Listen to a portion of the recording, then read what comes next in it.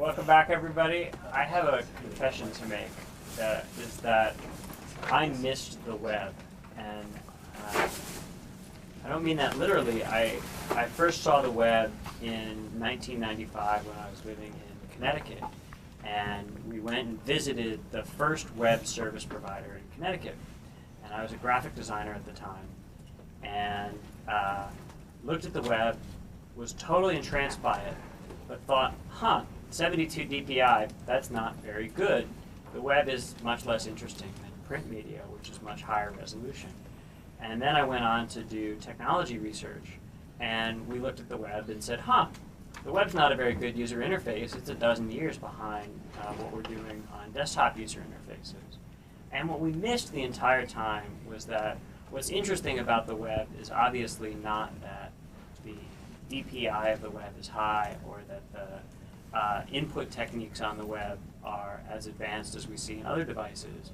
But I think what makes the web really interesting is all of the connections that are formed, especially the social ones. And I invited Dan to be our first external speaker in this Design at Large seminar because Dan figured out that the web was powerful long before I did, and he's one of the leading social computing researchers looking at the way that we use things like Wikipedia and Facebook and other social media. He's been a real leading researcher on recommender systems in particular, and also on tagging and other ways of organizing information. And he and his colleagues at Cornell have just done an awesome job at understanding social computing. So we're really lucky to have Dan here today. Thank you. Hey, thank you, sir. So today I'm going to talk about none of those things, really. I've got a very high-level message, and I'm going to talk about a problem that has actually bugged me for years, and that I mostly started as a research problem because it's a personal issue. But the high-level story is that we're going to be talking about online behavior and how we can use it to understand ourselves. And I do this work with a lot of people, mostly undergrads, some PhD students, other faculty at Cornell. I don't need to belabor the point that there's lots of data about us, whether it's email or Facebook or Flickr or blogs or discussion boards or insert your favorite medium here, right? We put a lot of stuff about ourselves into the world, and then that stuff largely, right, because these media, right, a big part of the value proposition is seeing the new stuff, being aware of your friends, right? A lot of this stuff goes away, never to be seen again, right? At least not by us, right? Maybe by companies, right?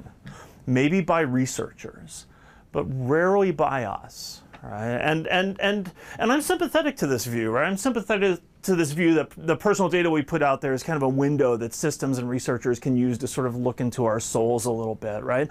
I'm a big fan of systems that understand us, that understand our communities, right? So this is one I worked on back in the day called SuggestBot that modeled what you were interested in, used information about relationships in Wikipedia to find other things you might know about, and also understood that in Wikipedia people say, oh, hey, these things need work, right? And so you could actually take what I know about you and know about the community and match people up with things that have to get done, right, to make Wikipedia better, right? So the system got really smart about people, and then with just a little knowledge of the community, it was really useful, right?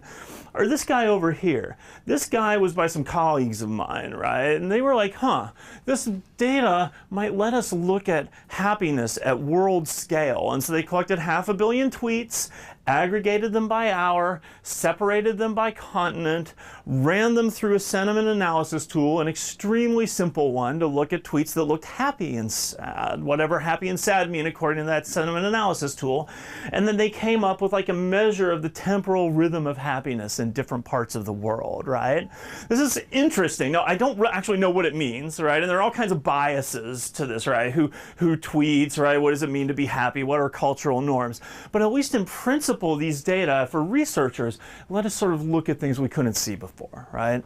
But what the systems don't usually do, and what researchers are a little too selfish to do usually, is to think about the people who generated these data themselves, right? That in fact, when I put tweets out there, or I do stuff in Wikipedia, or I post pictures, or I track my exercise, or I wear the Sense Cam that snaps pictures every 30 seconds, right, of my day and drops them into a database, that I'm actually putting stuff about me out there on the line, and that in principle what we could do is try to use those data to help people understand themselves better, understand their needs, understand their goals, understand their relationships, understand their social contexts, understand their communities, right? And so that's my kind of high level question, is this idea of who gets to make the meanings out of these data that we put out there. Is it systems? Is it researchers? Is it the people themselves? Is it these groups working together, which I strongly advocate for, and hopefully we'll have time to chat about at the end of the talk. But for most of the talk, I'm going to focus on this one particular way that I thought of initially for making meaning out of these data, about reminiscing using a system I built called pensive, and the idea that we should sort of weave these ideas of reflection and using these data into our everyday lives. And then I'll talk a little bit about what this work told us about the forces at play around these data, what shapes them, right? What causes certain things to appear online and other things not, and what that implies for what we can really do about helping people understand themselves, and also about how well researchers can actually map human behavior by what they see online, which is just a projection of what we do. And then we'll talk a little bit about sort of design ideas that sort of tame these forces and even leverage them to help us do a better job of making meanings. And then we'll close by pulling out of my little personal journey around not being able to remember the past to thinking about, hey, could we do this in kind of a more structured, more valuable way to the rest of the community, right? But the sort of key that got me off on this direction is this idea of reminiscing, right? Now, when we think of reminiscing, we think of old people telling stories, sort of going back in their lives, maybe cornering children, right? Forcing them to look at the photo album together, telling stories of the family. But in fact, we're all reminiscing all the time. It's not a foreground activity. If I asked you, when was the last time you reminisced, as we did in some of our early interviews, you're like, I don't really know. But in fact, you are regularly triggered to reminisce by a sound, by a smell, by some information that you heard, by seeing somebody, by getting an email from 2 years ago, right? That sort of pops back up when you did a search for something because you were trying to get some project done that was due at 3 o'clock today, right? It sort of triggers, a little bit of thinking about your past. And for me, this was really important because I'm stunningly bad at remembering my past, right? So much so that my ex-wife used to make enormous amounts of fun of me because I just could not remember these incidents, even though we do reminiscing all the time, and in fact, it's valuable, right? Reminiscing helps us understand ourselves and make sense of our current problems from our past experiences.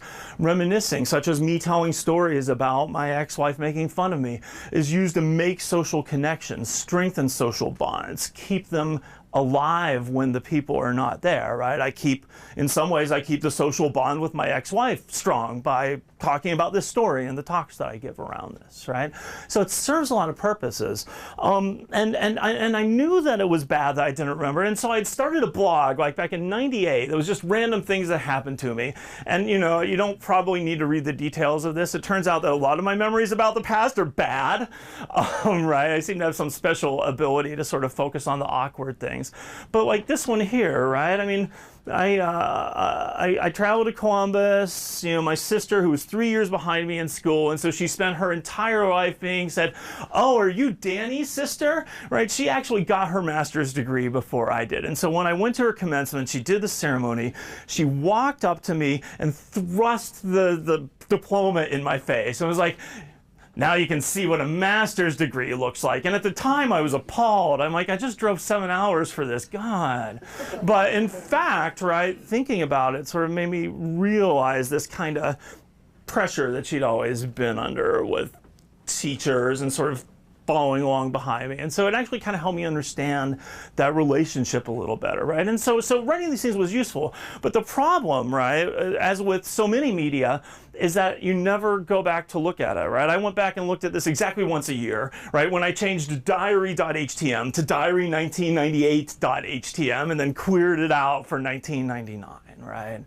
And if you think about this, right, you have thousands of emails and pictures and whatevers, and I'm guessing that you don't sort of go back to Flickr on a regular basis and check these things out, and maybe you swipe through your phone pictures every once in a while, but not very often, right? And so these data are kind of latent. Right? And what my sort of realization was that I could have my computer read my blog for me. actually, right? That I could have it take a look at the data, process it, parse it, put it into a form that it could send me. And then what I did was I said, what's the most maximally disruptive, everyday, spontaneous way I could get it to remind me to reminisce? And I started having it send me text messages, right? Which is really powerful, because although I still seem to be able to resist, many people, you know, that phone buzzes and they got to pull it out, right? And so the goal was to be very sort of not intrusive, and I wanted to change the way I reminisced, right? It's not trying to tell me to reminisce in a different way, right? I wanted it to be spontaneous and intrusive enough to remind me to reminisce, but not change it. And in fact, it worked pretty well, right? I mean, you know, this is from an internship I had, actually, that was in New Jersey with the now sadly mostly defunct NEC Research Lab. And you know, it reminds me, I remember sitting in a restaurant now with my mentor there thinking, God, I can't wait for this to be over. No offense, Steve, but I'm done. And you know, it would sort of bring these fragments of memory back to me, and usually it would be useful for me, even when it was a not particularly good memory, like this, or my sister, or, you know, the first text message it sent me in the live system was my post from September 11th, 2001, right? Or September 11th, right? So which was just EEP, right? And it's like, oh wow. And I think I was maybe the last person to know about the World Trade Center bombings. I was sitting in the lab working, and someone came in at 12:30 and like, did you hear? Like, no. And so thinking about, you know, how sort of cut off I was. But anyway, so I'm reminiscing, right? So you know, this idea that these things are telling me stories about myself that are sort of useful for experiencing my past, right, is fundamental. But not everybody wanted a text message. Not everybody has my blog. And so me and a team of undergraduate students who were interested in this said, hey, let's build a system that works with more media and integrates more into our lives, right? And we had this very crucial decision right at the beginning, which was about what it meant to have reminiscing in your life, right? We're not the first people to study reminiscing in HCI. This living memory box in 2003 was developed at Georgia Tech. The idea was that you would put some tchotchke from your trip to Paris into this. It would sort of scan it, and then you would record a video. And like when you died in 40 years and your kids found this Eiffel Tower, they could sort of put it in there and find out oh, that's where mom and dad actually conceived us. Oh, interesting. Right? And so the idea was that you would attach data to these physical objects to help give them meaning. Or this guy, the FM radio, the Family Memories radio, developed by Daniela Petrelli, etc., would capture sounds in the home and then let you replay them in sort of interesting ways, right, to try to support it as a social experience. And in fact, most of these devices had two properties. One is that they were social, right, and as we'll see, pensive is a very individually tuned thing because I'm kind of weird that way in how I reminisce. But the other thing is that they turn reminiscing into this kind of special activity, right? Which may be appropriate, right? There are whole streams of work right now about, God, we have enormous amounts of digital content. How can we make it more special by making it actually harder to access? Putting it into devices that restrict our access. Having things like Snapchat that actually, you know, you get to see a picture once and then it disappears, right? And so there's this argument about specialness. But instead of making it something that you had to turn into a conscious foreground task, we really decided that reminiscing should be like Ewout and Meinat talked about, an everyday computing activity. A thing that's not a task, but something that's just woven into our lives. And so our design around reminiscing, around this pensive system, had this in mind, that it should fit existing practices and uses. You shouldn't need special tools. You shouldn't need to sort of fill out a form to reminisce, right? You shouldn't be told, and here are the 3 stages for effective reminiscing, right? It should just fit the way that our brains kind of worked. It should use existing media and content that people are familiar with, that they do already, that reduces cost, and that in the case of social media, although as we'll discuss, not everything you put into Facebook is meaningful. Sometimes it's just lunch. A lot of it is, right? And you're selectively capturing things that are more likely than average to be important to you. I liked text messages, the undergraduate team hated them for exactly the reason I loved them, because they couldn't ignore them.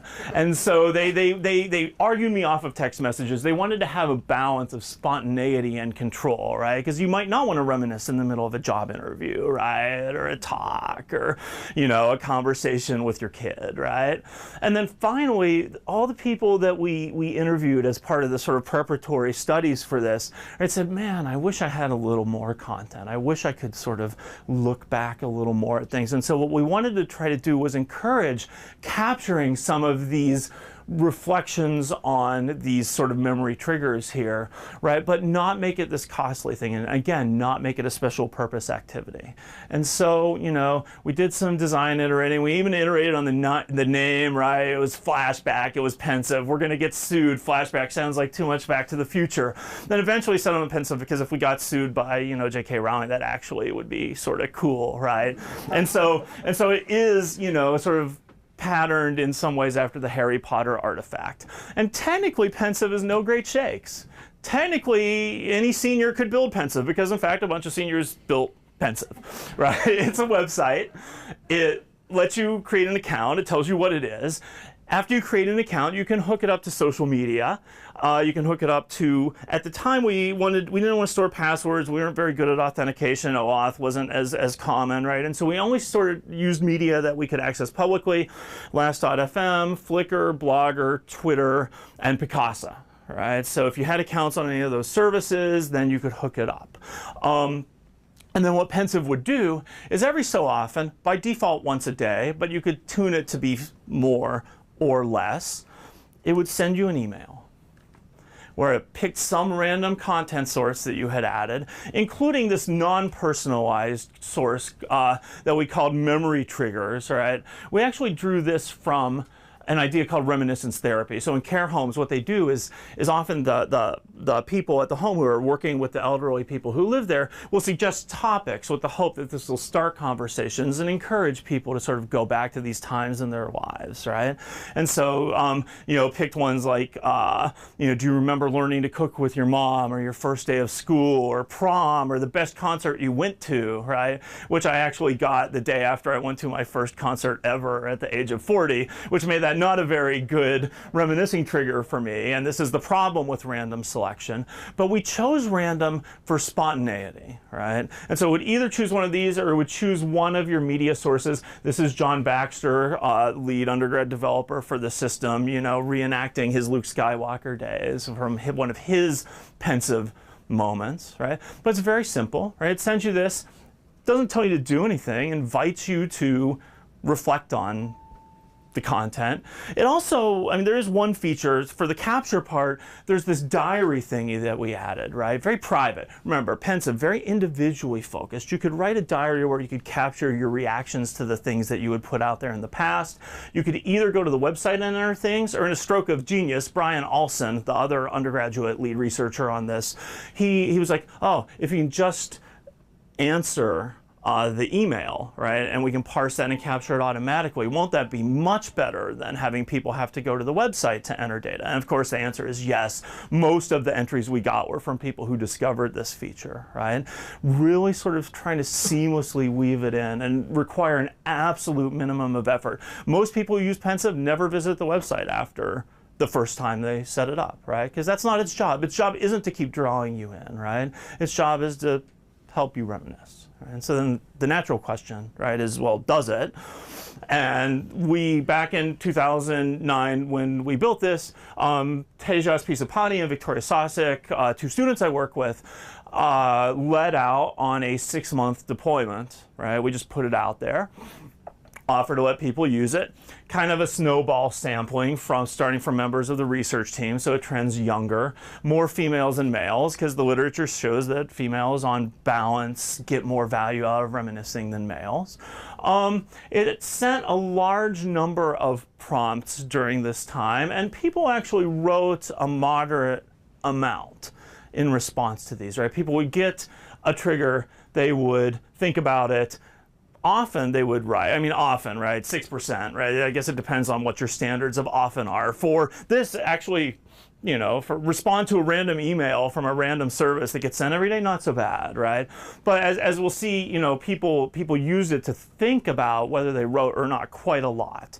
And so we analyze these data, including the entries, including some responses from people that we sent a questionnaire to. And our basic answer was, does anybody recognize this? Oh, I have to take this out. This is Mikey. This is Mikey, the Life cereal kid. All right, commercial from the 70s. All right, I'm really old. I'm gonna have to pretend that that's not there. So there's a when we asked people, they were like, yeah, this is awesome, right? It's cool that I get these things, whether I feel the need to write or whether it just gives me a minute's worth of sort of reflecting on my past. This has real value to me. And further, the ways that people responded suggested that it had exactly the kinds of values that the literature on reminiscing and social psychology suggests are there. Connecting to people, making sense of self, right? Cool. We didn't want to change reminiscing. We didn't. We wanted to make it a little more salient. We did. We wanted it to be a useful tool. It was, right?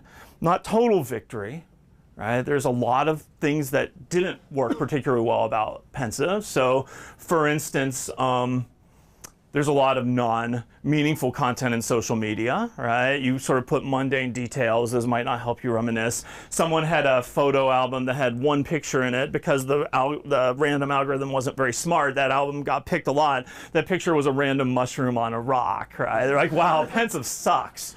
And because we didn't sort of think about at the time what might make something meaningful or try to sort of filter for that, although you could. And we'll talk about that in a little bit. A second thing that could happen with pensive is that it could trigger you to a sort of negative set of memories from your past, right? So for instance, I was talking about my ex-wife earlier. For some people, this would be a very negative memory. That would be very, that could be bad, right? Now, it turns out that the literature suggests that actually, working through negative life events in your past is a valuable process, right? There's whole sub areas of sort of psychotherapy, cognitive behavioral therapy that suggests that thinking through and sort of reinterpreting things that have happened to you can sort of moderate their effects on you and help you come to understand them in new ways. So it turned out that this was, although some people did not like it, on balance, and we worried about this as a design team, on balance, people said that it was useful to have to confront these things. And then finally, I find the triggers extremely U.S. white middle class centric and as such often irrelevant to me. This is because this was a whole bunch of, undergraduate Cornell students who had money and were from the US, and so the kinds of things that they thought were relevant for reminiscing about were not necessarily the things that would matter to other people, right? And although you would think, duh, design 101, in fact, it's really easy to forget. And further, it's important to think, oh, okay, if I'm designing something for reminiscing, if I'm designing for something reflection, I should probably think about what that means in the different cultures, in the different groups that I'm targeting for, right? I designed this system mostly for me, right? To help me with individual reminiscing. And so, some of those decisions were not appropriate, right? But on balance, despite the flaws, pretty cool. Right? Facebook, not too long after pensive came out, maybe a little over a year, started putting its photo memories feature out, and then another year after that put out Timeline. This company, TimeHop, basically did kind of what pensive does, except it tries to be a little smarter. It tries to take entries from N years ago today, typically one, right, using time as a little bit of context to try to be a little more likely to show meaningful content. Interestingly, one of the lead senior engineers for TimeHop, John Baxter, undergraduate researcher on pensive, right? So it's cool, right? It actually kind of snuck out into the world a little bit, which I really like, because often in research you don't get to do that so much. All right, so that's part 1 and 2 of the talk, and I usually stop in the middle of talks for questions. A, because then you can stop listening to me for a minute, and B, because if you have questions, I don't want them like rattling in your head for 24 minutes. So if you have questions, this would be a good time. Holy crap. Go ahead. You showed that there was others that had made like more embodied artifacts that did this kind of the same thing. Mm-hmm. have you tested, like, you get an email or text? What are the difference between having an embodied artifact to have you reminiscent instead of like a digital SMS or text? Is there a difference? So I've only done digital stuff, right? But you might have researched. The person who I think of that's okay. So someone named Peggy Chi actually came up with this idea of a memory that you would hit once and disappear. Right? It was still digital, but this idea that eventually became Snapchat, right? She anticipated several years before that, right? And this idea of making things more special, right? Anything you can do to make it more special, I think, would increase its value, but also to some extent increase its cost, right? And so that's the trade-off. And so when I was doing, when we were making the design trade-offs here, right? We were thinking, oh, minimum cost, right? Because getting people to do new things is hard.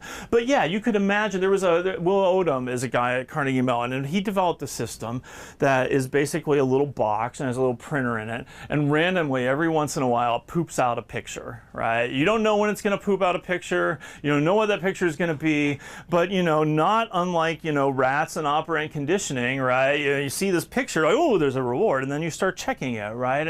And people seem to, right, they didn't do a full deployment study of it, but you can totally imagine that being kind of a very different way of experiencing these kind of past memories. Maybe easier to share, more social perhaps?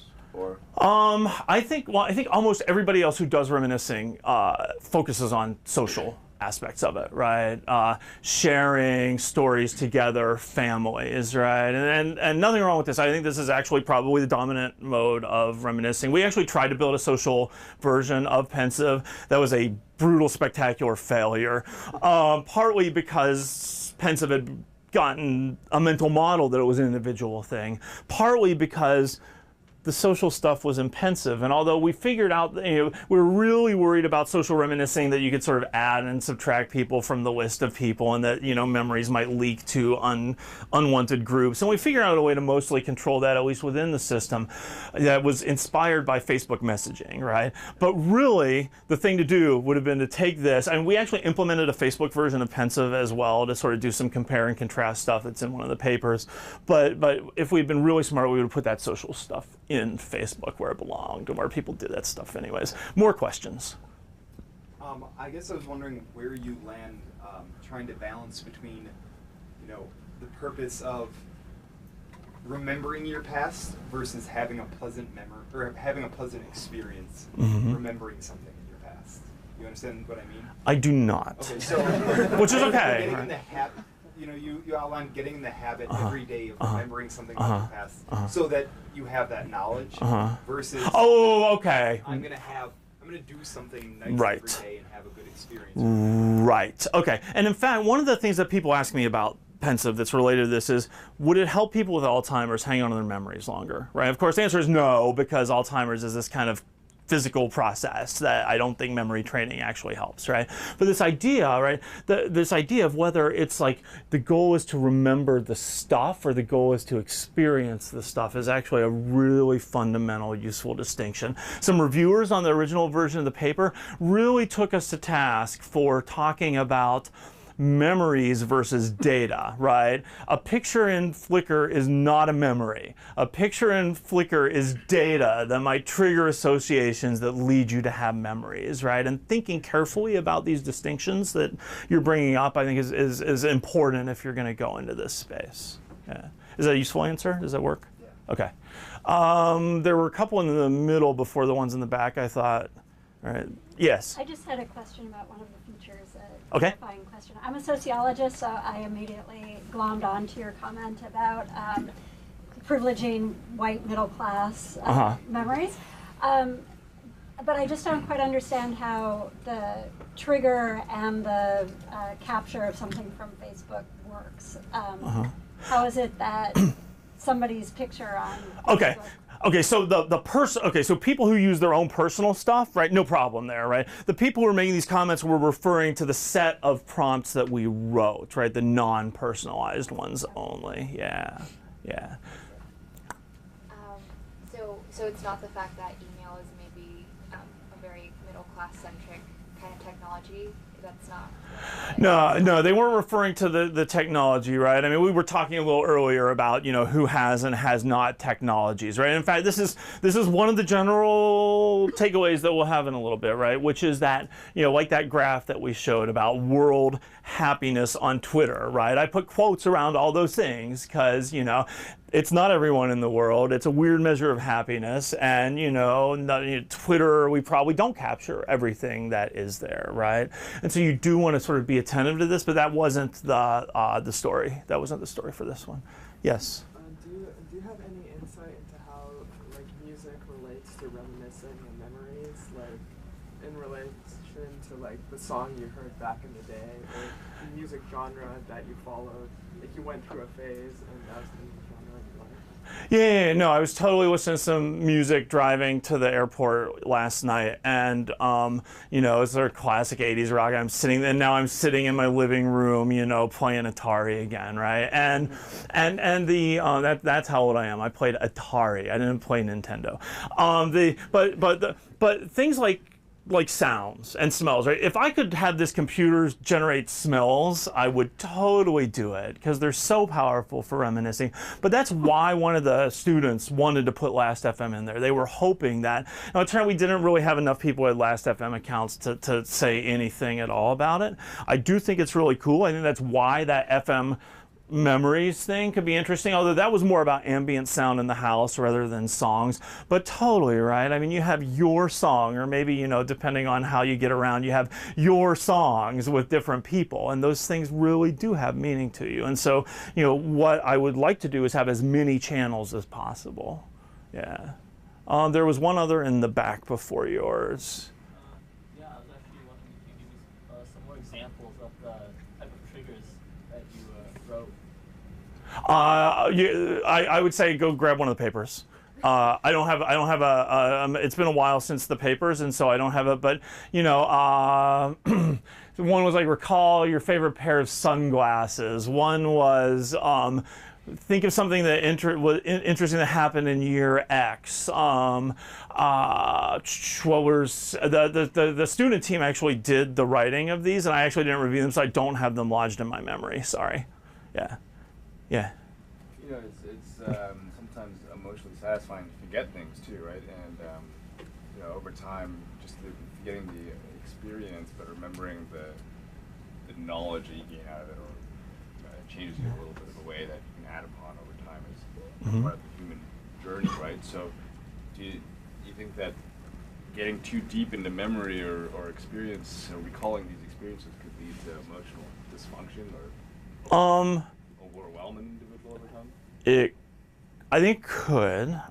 Further, I think there definitely are, you know, Victor Meyer-Sternberger makes this argument, right, about the sort of need to forget that digital systems, you know, by preserving these archives of us, show us pictures of our past, right, which is not necessarily what we should be focusing on, right, and encouraging other people to see us as we were in the past rather than who we are or who we're becoming. I do not have a principled way to think about how one would go about deciding what to remember and forget if one was the system, right? One of the students I work with who moved on to Michigan, Shen Zhao, she actually looked at this question a little bit in Timeline about kinds of things people wanted to keep and not keep. And then there's, you know, some work at Carnegie Mellon about regrets about sort of social media content and behavior, right? And I think those things could sort of give some richness to this. But at the time, you know, it was more, hey, here's this, you know, I'm a technological optimist by heart. And so like, here's this technical opportunity. Let's push it and see what implications come out of it. But I totally agree that, you know, done badly, it could hurt. Yes, one more and then we'll move on. Yeah, just a simple question. Uh-huh. You said that the memory trigger is sent to the users randomly. Uh-huh. What if the users always get negative memories? Uh-huh. The user group will tend to be biased.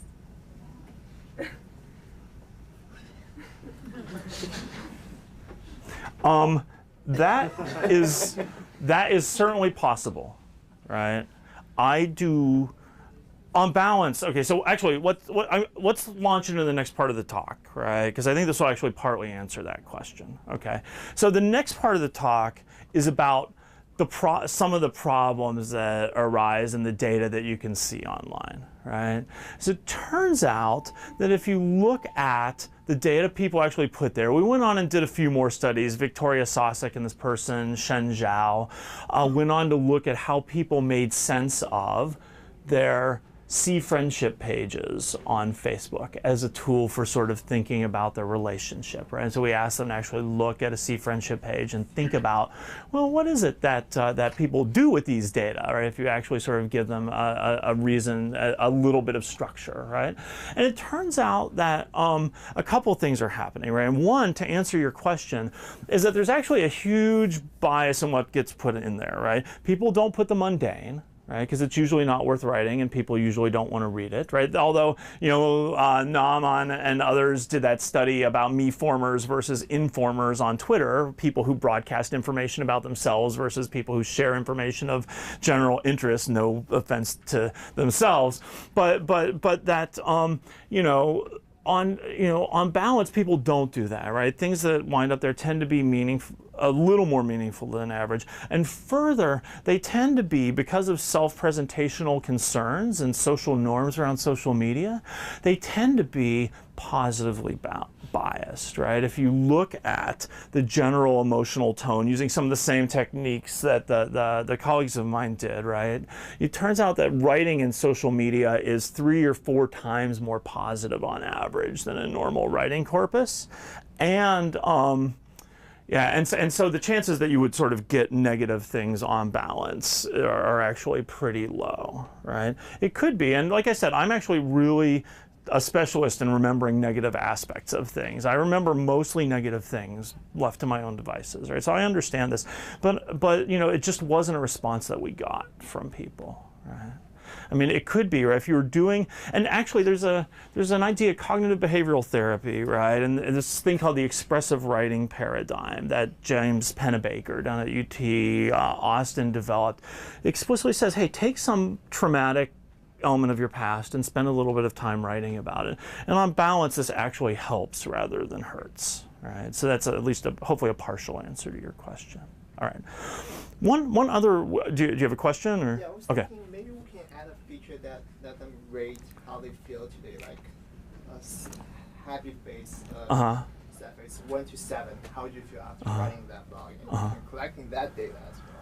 You could totally imagine having some kind of ratings of people's reactions either to the content, either at the time they write it or when they reflect it. And in fact, Ellen Isaacs, who's at Xerox PARC, did a system that they reported on at CHI this year called Echo, right? Echoes from the Past is the name of the paper. And they actually had people not use social media content that they had captured in the past, but she would say, hey, when something happens during the day that's worth reflecting on later, capture it, right? Take a picture, write a little bit of stuff here, and then rate it, right? And the really cool thing about Echo was that she had people then go back a week, a month, 3 months, 6 months later, show them the content and the things that they had written about and the ratings from the past and ask them. So very much like putting this Pennebaker idea into practice and structuring things in a little bit. And they actually, unlike us, what they actually found was that there were real differences in well-being. Like before the study, they measured well-being. After the study, they measured well-being. And doing this actually improved people's psychological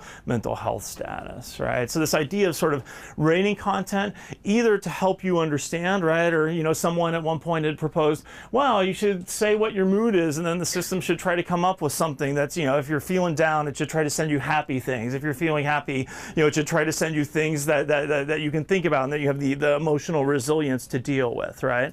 Or you could imagine having people rate the triggers for how helpful they had been and then try to build a model, right, of what is it for this person and for their content leads something to be interesting, right? And it could be features of the content, it could be the media, it could be the people that were tagged in it, it could be the location, it could be the time, right? But you could actually, instead of being random, you could try to be sort of really computer science-y smart about, you know, sending out stuff, getting some training data, right? And then building models that might actually help people reflect better, right? So positivity bias, right? Non-mundanity bias. Another thing, though, right, is that data, right, seeing a picture, right, if I ask you to reflect on your relationship with someone and I show you a single picture of that relationship, you're going to be very good at remembering that moment, because it's giving you lots of cues about that moment. And you're going to be not so good, it turns out, at thinking about the bigger picture of the relationship. That these triggers, these data, if you use them to try to encourage people to reflect, are going to, by the very content, direct and shape and in some ways limit the kinds of reflecting that are going on, right? Which is really bad if you're trying to do one of these structured things, right? We actually, in another system that a couple of students, undergrad students in a class I was teaching called Learning from Web Data said, hey, let's go get people's emails and their cell phone records, and then let's visualize them over time so that people can see their communication rhythms per hour, per day, per month, per year. Because these sort of cyclical rhythms are really interesting, right? I mean, it's well known that we have rhythms in our lives. Think about how much email you get on Monday versus how much you get on Saturday, right? Or think about, you know, December, you get less email probably because you're like doing something more important than school and work stuff, right? You're being with family and things like that. And so these rhythms actually have some real consequences for our communication. And so what they built was a system that really tried to get people to focus on the patterns. They had this beautiful pie visualization of a time period because circles represent wholes and pie slices represent the pieces of the wholes, and the pieces were bigger or smaller depending on how much activity there was. And there were just a couple of keywords for each pie slice that had been computed about sort of being maximally distinctive compared to the other slices, very sort of naive Bayes, right? And what happened was people had no idea how to make sense of the patterns until they saw these data that helped them sort of reflect, right? Without the details, right? Without some information to sort of hang your hat on, right? It was just impossible for them to do patterns, right? Because people aren't really scientists mostly. People aren't trained to read graphs. They aren't trained to think about patterns, right? And so you show me the world happiness graph and I say, what? Right?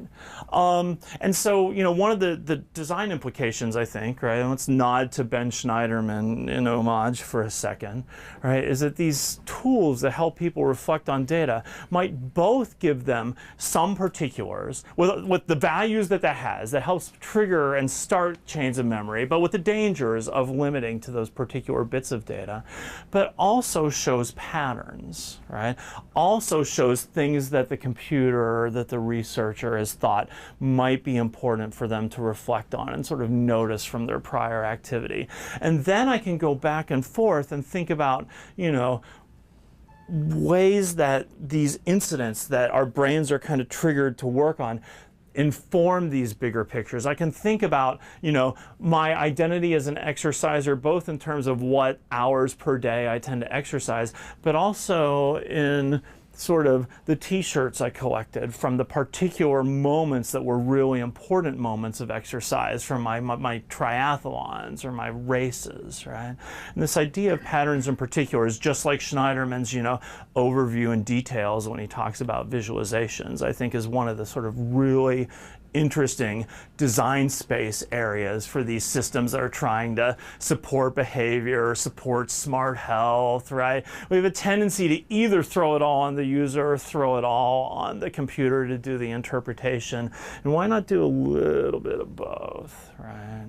All right, what else about the data? The one other sort of really weird thing about social media data, right, the stuff that we throw online, is that we talked about the positivity bias because of all the social forces at play, and there's actually a lot of social forces at play. But the other thing that's going on is in Facebook, right, there's actually multiple things happening together, right? It's a place where I'm enacting social relationships in the moment, right? This is sort of a very Goffman-esque way of looking at this, right? Goffman's idea of sort of the front stage and the backstage of interacting with people, right? That we have this face that we put to the world. It sort of shapes what we're willing and able to put out there, right? And this is cool, and it sort of really is a nice way to think about how I make initial decisions to put things into social media. And then there's this guy, Bernie Hogan, who you haven't heard about probably as much as Goffman. He's a researcher at Oxford Internet Institute, and what he realized was, you know, once those data are there, you mostly lose control of them, right? And suddenly the system's job becomes to sort of present a face for you, right? Whether it's timeline, right, which basically says you're a chronological reverse order story of whatever you put in there, right? Or, I mean, you know, I mentioned this photo memories feature of Facebook, right? What Facebook said was, oh, these past data are valuable. What we should do is when you go look at somebody's Facebook page, you should show some of their photo albums with representative pictures from those albums so you can think more about that person and maybe your relationship to them. Kind of clever, except that this really fails spectacularly in certain social situations, such as when you're stalking an ex-boyfriend or girlfriend's profile, right? Because suddenly you're seeing their photo albums, and they're either pictures of you at a better time, or they're pictures of you and new person, right? And so by trying to be smart about using these data, but not being very socially sensitive to it, right? The system made this choice, and it's a choice that works a lot of the time, but not all of the time, right? And it's because, and the person, right, the person who's viewing it has, the system didn't think about them. It didn't think about their needs, their relationship to the person, right? It only focused on, hey, here's the technical possibility, right? And so Hogan argues that these systems, you know, have this feature, and but these data, right, that can be used to cause problems if they're presented in the wrong way to others, right? Whether it's seeing an ex-girlfriend or an employer catching those kind of drunk beer party pictures from 2011. Sorry guys, just to let you know, employers will try to find that information, right? It's dangerous in some ways, right? It's dangerous in some ways, but it's also actually part of you, right? There's this part of Facebook, the part of life that Facebook implicitly supports, which is a personal archive, right? Facebook is a stage for enacting relationships. Facebook is this exhibition, what Hogan calls it, where the system puts on a picture of you. But it's also an archive of what you were and what you are, right? And the system mostly doesn't have very good controls for managing this, right? Suppose there's a picture, you don't look very good in this picture, but it's with a friend. You'd really like it, but you don't want it to be shown. In Facebook, there's really not much to do. And there's a couple of things, right? You can abuse their tagging feature. A friend tags you in the picture, and then you can put in this hidden, this holding state where you never approve or don't approve the tag, right? So you can still access it, but there's not really an easy way to do it in Facebook. You can make it private. But again, Facebook actually has no private space, even though people want to use it in some ways as a personal archive, right? And Facebook doesn't have this private space because it thinks of itself as a social network, right? But, you know, there are more forces at play than Facebook's really accounting for in the way it kind of thinks about these things. And it's partly because of Facebook's philosophy, right? Facebook's got Mark Zuckerberg, and it's got radical transparency as kind of a driving philosophy behind it. And so this shapes their system design decisions, right? And then the question as a designer as well, if you were really trying to design for all of these, for the stage, for the exhibition, for the archive, what would you do, right? What could you do? How could you align aspects of the design, right? Could you put in private spaces in Facebook? Could you, instead of having the system create your timeline, give you some more control over what gets seen by various people beyond just delete or don't delete, right? These are the kinds of questions where if you're sort of supporting this reflection and social exhibition all together, which I think is where things are going, right? I think we're enacting more and more of our life online, right? And these are kind of questions that we're going to have to grapple with as we think about questions about what should be forgotten, what about the bad memories, right? What about the effects on our relationships? I mean, you want to spin it up a level, what are the effects of the collected accumulation of this information on defining our relationship, our group, our culture, right? These are all sort of the things that we should be thinking about a little bit as we move towards this space. And so I'll just stop here and let the rest of the time, whatever it is, be for questions. Yeah. Yes? I remember you were saying like how photos offer more experiences, more cues. Do you think like people would reminisce more if you said like, you know, like 2 years ago on this day you were doing this, or like, hey, remember that time you were with so and so friend, and then status message? So I think anything the system could do to make the things that it show be relevant to your current context improves its likelihood of being a useful or interesting thing to reminisce about. So if I happen to be in California, it should be showing me pictures of things that happened in California, ideally in San Diego, with one of you guys from exactly some amount of time ago, right? That's about this topic that we're talking about. Any of these things, right, you could in principle sense and use in sort of structuring the reflection that you're doing. You're picking data that you might ask the person to reflect on, right? Yeah. Did you think about adding like some sort of gamification to the idea? Since you're like, as I understand it, right now you're giving the whole memory away. Like I don't have to think, I can see the whole memory, the whole email or whatever.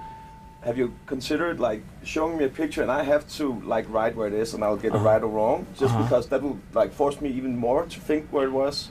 So I didn't have to remember I was in San Diego. I have to like, oh, I was in San Diego, right? And then it will show me the answer. So I mean, I hadn't really thought about this idea of turning it into sort of a puzzle to solve, right? Actually, because of getting the brain to you know, even more reminiscent instead of just giving you the whole answer. Yeah, I mean, this is actually something about, you know, this, I think, goes back to this question about, you know, remembering versus experiencing, right? And sort of how you tune it.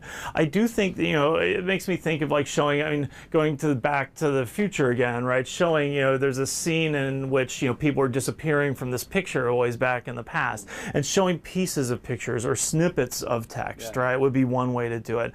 I actually think, and Shen thinks, right, that probably even a more fruitful way to do this, right, rather than sort of thinking about individual things, is figuring out how to do collections of things, right? What are related things that together tell a story about my time in this place, my relationship with you, this period of my life, right? And so instead of thinking about, you know, a piece of content and reminiscing and reflection as kind of a sort of one-shot thing, you know, thinking about ways to turn it into this kind of process, storytelling, communicative act that could have sort of real long-term meanings. Liz Theory, who was at Penn State, was doing some work on this, trying to get older adults to sort of construct life pictures. And there are a lot, you know, I mean, you could imagine building a really cute prototype with Evernote, some things that use social media APIs to throw stuff in Evernote, and just a little bit of computational reasoning to help you suggest, given that you've got these two things over here, here are the 5 other things that might actually be helpful for you to continue telling this story.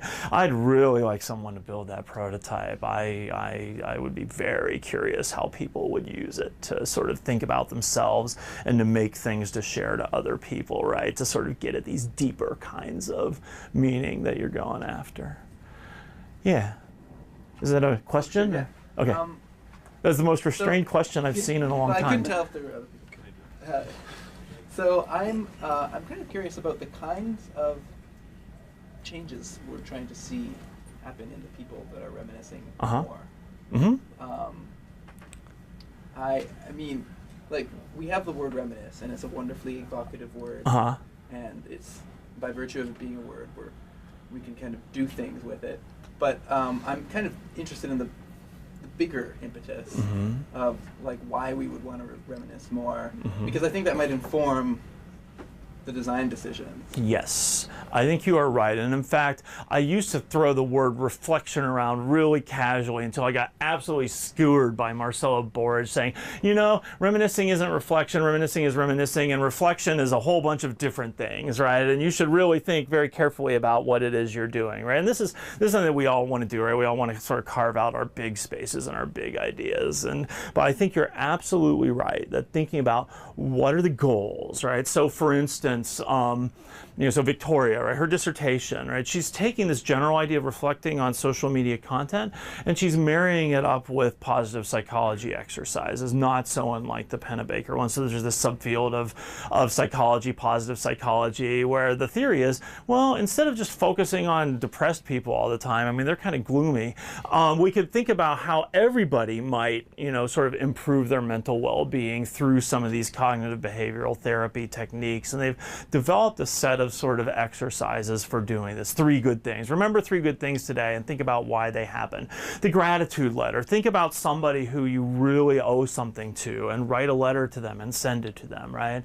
And so these exercises, which have actually been demonstrated to, and here the target is very clear, improve mental well-being as measured on scales of it. Sorry, I guess for you guys the graph should probably go that way.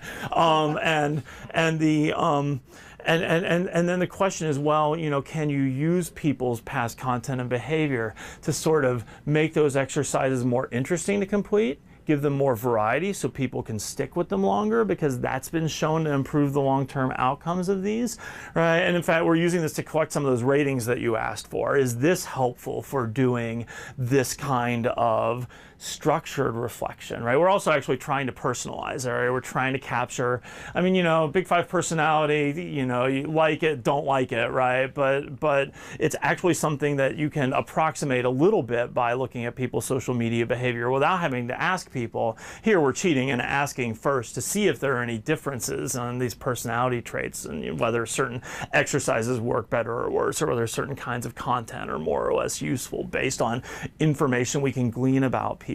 And then we can kind of tune, right? If thinking about the structuring is important, tuning it, right, to this person's needs and context is even more important. And so I'm really excited by this one because it's actually, unlike my very unstructured reminiscing stuff, right, which was cool and I think valuable, right? And although, you know, I think, like, you know, there is a danger if we reminisce all the time, you know, you get lost in the past, and that's bad. And that's actually shown in the reminiscing literature too. That's one of the sort of negative versions of reminiscing, right? But this, you know, I think there's a lot of potential to use this along with some of the other smart health stuff, whether it's, you know, manual life logging or sensing of activities or sensing of stress or sleep or the other kinds of things that a lot of people are trying to get into. This is another sensor, right? And we can use this too, I think, as a way to sort of improve people's health. So, yeah. Yes, sir. How do you think that reminiscence would change if someone else is telling you the story? Especially in older adults, we did some work where we showed picture to older adults with attached audio story from relatives and parents, and this kind of brought back a lot of different memories. We didn't try to do that, you know, with younger population have less of a memory problem, but I was wondering, what do you think if your friend tells you the story that is attached to a picture or something like that? How would your remembering or reminiscence change? Okay. So a couple of thoughts on that. I do not know the specific answer to your question, but I have a couple of general answers that I think will help, right? So for one thing, right, it's been kind of shown with these sort of, you know, returns to episodic memory, autobiographical memory, that the actual details of the remembering sort of change based on your current context, right? It's not like playing a movie in your head unless it's a very, very particular memory. And even then, those probably change, right? And so the context, right, your current context affects how you remember it. It affects, you know, your mood might affect whether you experience this as a positive or a negative memory around you. And so what I'm guessing is that with your friend, right, that it'll sort of focus you on what does this mean for the relationship with this person rather than the memory itself. I don't know, right? But that's what I would predict based on sort of rolling out this idea that context affects the ways that we remember. There's a more fundamental question, right, that also affects the social media stuff, right? Data is not memories. A lot of my early memories, right, I don't remember them, right? My mom told me these stories that I then tell, right? I was sitting in a shopping cart when I was 4. No, I don't remember that, right? And so, you know, there's this question about, you know, well, I mean, you get this sort of really philosophical question about what is memory and what is it good for, and, you know, what is an authentic memory. And then we're watching Eternal Sunshine of the Spotless Mind, and which is a good movie, totally worth watching. But you know, these questions of, you know, what is the memory doing for us? What are these triggers? You know, whether it's sort of content triggers or other people as triggers, or just sort of context triggers, right? And how those affect it.